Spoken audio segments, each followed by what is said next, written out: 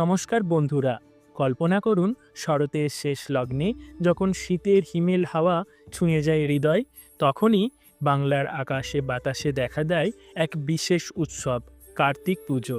এই মনোরম অনুষ্ঠান কার্তিক মাসের সংক্রান্তি তিথিতে উদযাপিত হয়, যা হিন্দু পঞ্জিকায় নভেম্বরের হালকা শীতের মরশুমে আয়োজিত হয়।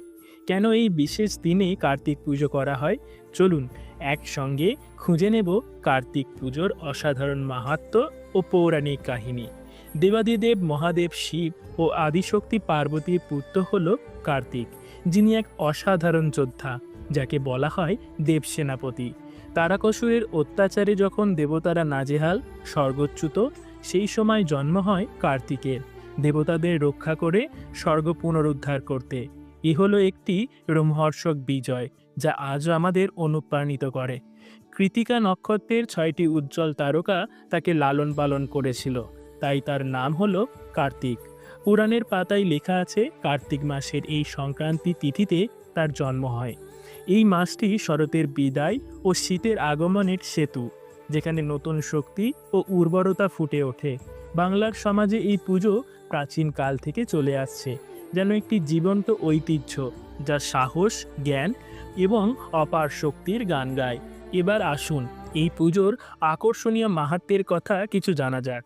পুরাণ বলে কার্তিকের আরাধনা করলে জীবন ভরে যায় সন্তান সুখে, সমৃদ্ধিতে এবং অবিরাম যশে। তিনি সাহসের প্রতীক, জ্ঞানের আলো আপনার জীবনে ঢেলে দেয় অসীম শক্তি এবং সাফল্যের বর্ষণ। বিশেষ করে কার্তিককে পুত্র সন্তানের দেবতা বলে মনে করা হয়।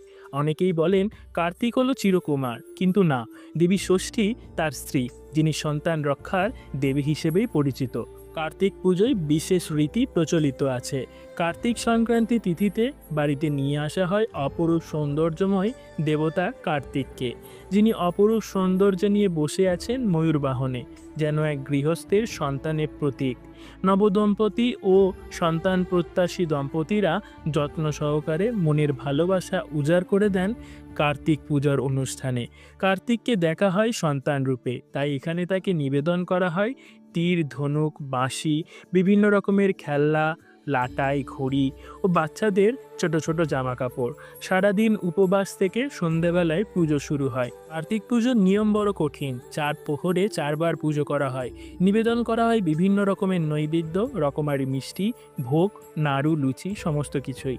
আহ্বান জানানো হয় গৃহস্থের প্রিয় দেবতা কার্তিককে।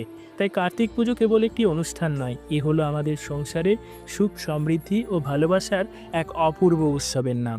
নমস্কার।